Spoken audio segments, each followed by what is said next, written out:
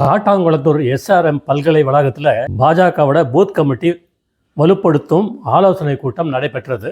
மேடையில் அண்ணாமலை தவிர்த்து அனைத்து தலைவர்களும் இருந்தனர். அண்ணாமலை தலைவராக பொறுப்பேற்ற போது பாஜகவின் வாக்கு வங்கி எண்ணிக்கை 3% தான் இருந்தது. அவர் தலைவராக இருந்த 3 ஆண்டுகளில் தன்னுடைய கடுமையான உழைப்பால் அதை 12%ஆக கொண்டு சென்றார். எங்கேயோ இருந்த பாஜகவை தமிழ்நாட்டில் மூலை முடுக்கெல்லாம் கிராமம் நகரங்கள் எல்லாம் பிஜேபியை கொண்டு சென்றார். 2026 80 தொகுதிகளில் வெற்றி, 2030 தமிழகத்தில் ஆட்சி, பாஜகவின் ஆட்சி என்ற இலக்கை நோக்கி அவர் சென்று கொண்டிருந்தார். அப்படிப்பட்ட ஒரு தலைவருக்கு இடமில்லை.